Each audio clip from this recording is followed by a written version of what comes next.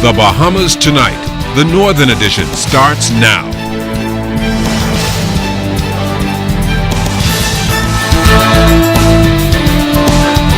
This is the Bahamas Tonight, the Northern Edition. Good evening, all. I'm Shashina Rule. As always, it is so great to have you with us. Topping news tonight, police on Grand Bahama are investigating a fatal shooting that occurred at a nightclub on Queens Highway. Police tell us that officers received a call around 2 o'clock Sunday morning of the shooting. Officers responded and met a man suffering from gunshot wounds to the upper body. The victim was taken to hospital when he succumbed to injuries around several hours later. Police are questioning two men ages 21 and 26 in connection with this matter and are asking anyone with any information that can assist police to contact them at telephone numbers 350-3107 or 891-919 or call your nearest police station. The barge that caught on fire off Abaco on Thursday is now docked at the Grand Bahama shipyard for repairs. ZNS News has learned that there is significant damage to some of the containers on board. The barge, owned by Crowley Shipping Company, was traveling to Puerto Rico from Jacksonville, Florida, loaded with containerized cargo when the blaze erupted 85 miles northeast of Abaco. Firefighting tugboats and the U.S. Coast Guard were dispatched to provide assistance. The fire was brought under control on Saturday, and permission was granted by officials for the barge to sail to Grand Bahama to conduct cleaning and repairs. The barge arrived yesterday. A full investigation will be carried out and an inspection will also be conducted to ensure that it is seaworthy.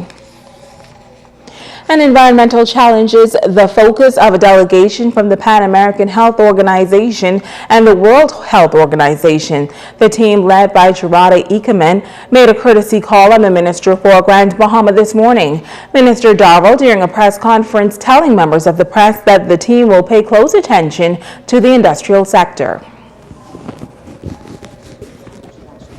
Minister for Grand Bahama specifically includes the relocation of residents of Pinders Point and Lewis Yard and the surrounding areas.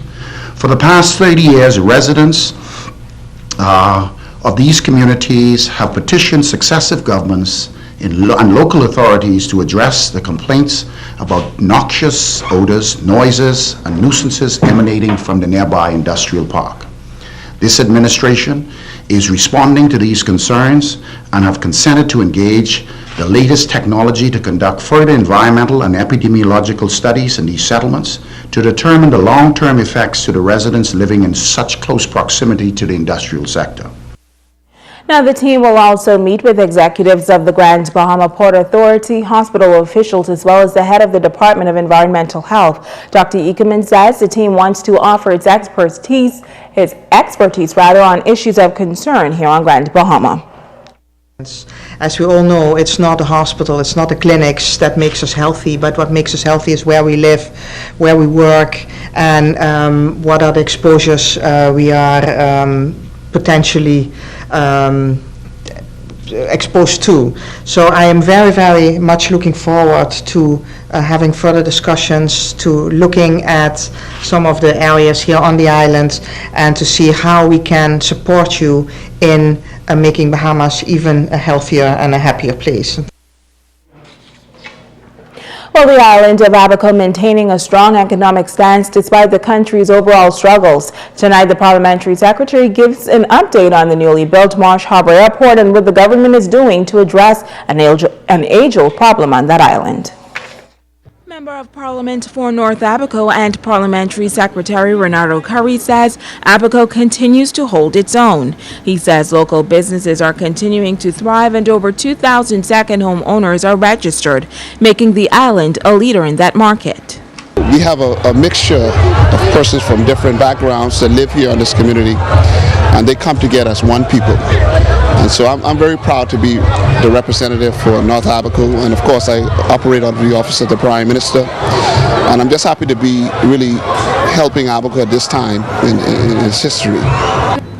But he admits that one challenge continues to plague the island: huge potholes in the road, an issue residents have been complaining about for years. We have had word now that the Ministry of Works have come to an agreement and now we'll have the contractor come back down to complete the works.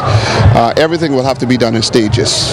As it is right now, funding is a major issue, but we're going to do what we can do with the resources we have and do it in stages. This would be the first stage, finishing up the work, the roads from the airport all the way down to the stoplight, then now to the ferry dock, and then the next stage will be now trying to go into the various communities. The new Marsh Harbor International Airport was scheduled to be opened this past January. However, the opening is delayed as a result of some issues that must be addressed. Curry says the government is working feverishly to complete this project. The Minister for the Civil Aviation has said, or went on record saying that we're pushing very hard to get the airport open. We believe that once the airport is open, it's going to be an open gate to all of the world. When you look at Abaco's economy, you find that a lot of the people that come here, some of the wealthiest from the Americas, as well as from Canada and European. And so we believe that once the airport is facilitated and open, we'll have more persons coming in now, more tourists coming into our economy, which will call for expansion now of more hotels. And so the future is really looking good for Abaco. While he could not give an opening date, Curry says he has been assured that the airport will be opened soon. The minister has assured me that they're working around the clock to make sure it happens. And so once that happens, we'll make sure to invite you guys down to be here for the grand opening, where we'll open it up to the world and let them know that Abaco is open for business. Stay with us. The Bahamas Tonight, the Northern Edition, continues right after this. Bringing news that matters to you. You're watching the Bahamas Tonight, Northern Edition.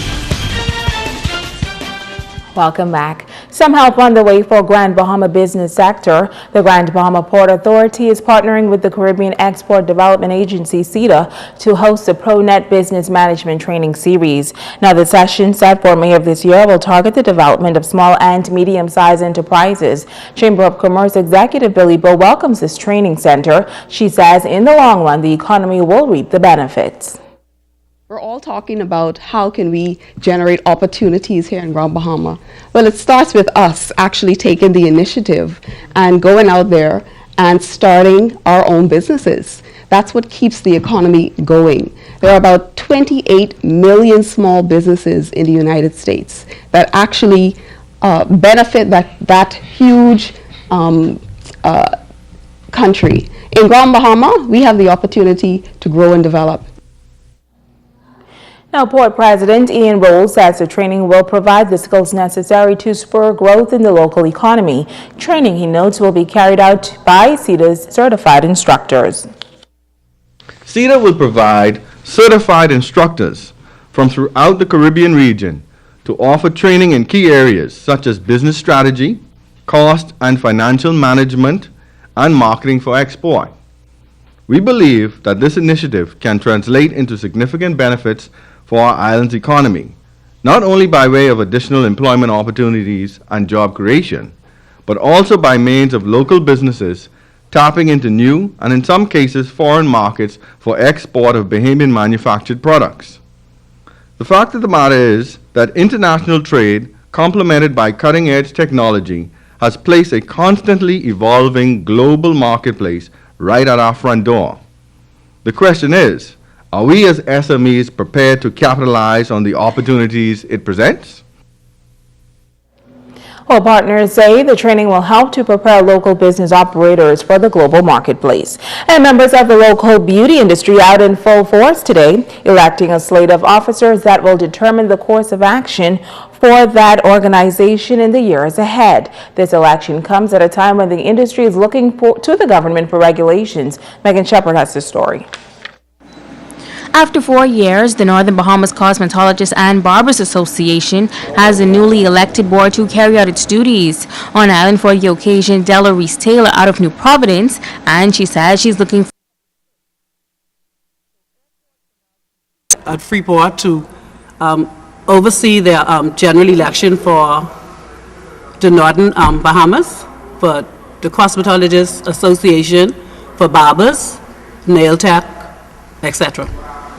6 new positions were filled, with all candidates running unopposed. Elected as president is Marsha Nikki Cooper, with Wycliffe Barnett as vice president. Both officers are appealing to all persons in the cosmetology field to step up and make the industry successful. It's a pleasure to serve you as the Cosmetologists and Barbers Association. We are asking everyone in this field, not just barbers, not just beauticians. We're calling the nail tech, the tattoo artists, the estheticians, everybody in the beauty field to come on board with us. We have Delarice Taylor and my board.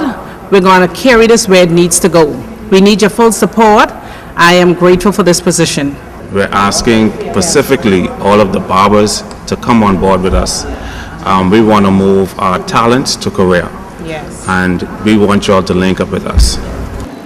Immediate past President Gwendolyn Roll says she's happy and can now step in the background and allow the younger generation to continue the push for legislation in the Bahamas. We're here to just show her that we're passing the mantle on, and we're here to support the young beauticians. And also we are making way so that they can come up, because, most of the young people say, well, it's time for the more mature people to step aside. So we're going to step aside and we're going to direct from the back, and we will, direct them and lead them where they need to go. But we're looking forward to a new and exciting turnaround with this new forging of reuniting of Nassau and Grand Bahama together. There are currently over 40 members in the association. Megan Shepard, ZNS Network News. Now, the results from those elections now in. Marsha Cooper is the new president. Wycliffe Barnett is the vice president. Inez Nairn is the secretary. The treasurer is Betty Mater. Public relations officer is Dr. Natasha Carter, and Gary Cooper is chaplain. In other news, the Scurvy Few Motorcycle Club is at it again with their 3rd annual charity fundraiser in honor of the Beacon School. The Motorcycle Club is once again partnering with Senior Frogs to help raise funds for the school. The group comprises of business persons, 11 men and 1 female rider, who strive to give back to their community. President Lloyd Chung says he is encouraging the entire community to support a worthy cause. It is Saturday, March 15th at 7 p.m. It's a biker dress themed costume, so come out dressed up, and we promise to have a lot of fun, and we hope people will come out. Tickets will be available. They're only at the door, they're only $10, so I'd like to invite the community to come out and support the Beacon School. The event was very good last year. We raised a lot of money, more than we expected to, and we hope to repeat that again this year.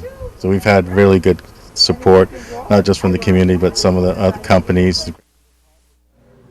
Well, the Beacon School's principal, Miriam Sweeting, says she is happy for the continued support from the Motorcycle Club. She says the funds raised will go towards existing programs, and she's even looking forward to implementing some new initiatives that are geared towards preparing students for life after the Beacon School.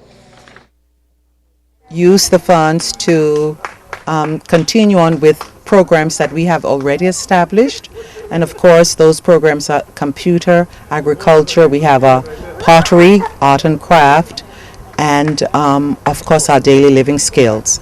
We're also thinking about introducing new programs like barbering, and we want to look at doing more hands-on home economics, focusing more on baking. Stay with us. Ricardo Lightborn has a check on sports when we come back.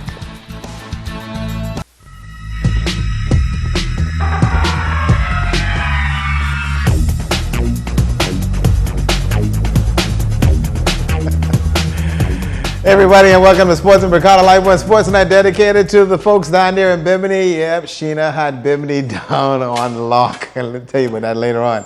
High school, G. Rutherford, Cecil Thompson track and field championship, folks, in the day 5 of the Grand Bahama Sports Complex. The 400-meter finals was run on Saturday. Let me tell you, this was great to watch. Track officials taking a breather from what was a hectic day at the Plex. The long jump was one of the crowd pleasers for the competition. Grand Bahamas track and field country, and the fans' support was high. And the 13 girls 400 meters was hot, and they are simply off. James Vega, your starter. Down the home stretch, Tabernacle Carell Carey simply showed that she's in a field of her own. 1 minute, 7.66 seconds for the goal. The Panthers, Leah Williams second, and Michelle Foss finishing third. I feel I ran good. I felt I could do a little better. Let's go down to 13 boys 400-meter finals, and Sunland Stingers won. Rigby simply had it going on, all business. 1 minute 4 seconds. The narrow Adley was right there, and Yahim Dixon finishing third. The back stretch, I went all out. And then coming down the straight, what happened? And then coming down the straight, I tried to run faster. I think I felt like I ran good. Try hard, try beat my friends. But it was hard and I had to struggle. I felt that the breeze was strong and I felt that I could do a little bit better than I do, but I still thank God that I came third. The girls under 15 400 meters was a statement event for Deazra Nichols of Catholic High. 1 minute 59 seconds and running exceptionally well for the goal. Hiltonique Pinder was second and Destiny Hyla finishing third. I think I performed great. It was hard. These girls that gave me competition, but I tried my best and practice paid off. Take a bow, ladies, an outstanding run. The under 15 boys 400-meter champion, sister made by Tricia Russell, Tariq Simmons, his time 53.71 seconds, and silver to Corey Sherrod, and the bronze goes to Devontae Smith. Let's go down to 17, the girls 400 meters in the middle of the track. The BMES Warriors, Ijane Deawanda taking the goal in 1 minute and 1.29 seconds. Ariana Cooper with the silver, and Vernell Cantor from Jack Hayward finishing third. The under 17 boys 400 meters was also fast. The BMES Warrior, Valentino Bodie, clocked 50.77 seconds for the win. Leonardo Campbell second, and Karan Bain third. The under 20 girls 400 meters was a pretty good one for the Sunland Stingers. Shaquana Dorset, who simply made a statement. Get this, 57.47 seconds her time. Juana Lewis second, and Patrick Bain was third. I just tried to sprint the whole thing just now. Yeah, I know the wind was going to bring me down, so I just went with the wind, and I went out on the back stretch. 800 yesterday, 400 today. What's going on with you? How do you feel at this juncture? I feel so blessed right now, you know, to win 2 races back to back. That's good.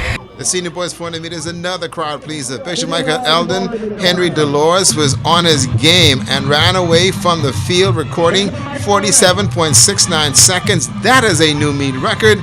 Deanna Roberts second, and Ryan Gibson third.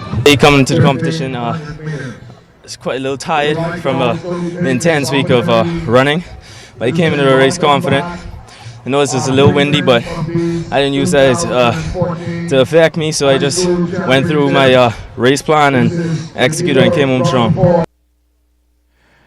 And the highlights of the 100 meters we're going to give you tomorrow. Now, the Scotiabank High School Nationals is right around the corner, folks. Chairman of the meet and coordinator for the LOC, Craig Hollingsworth, was on Grand Bahama, observing the meet and also extended an invitation to all of the Grand Bahama schools to take part in the High School Nationals.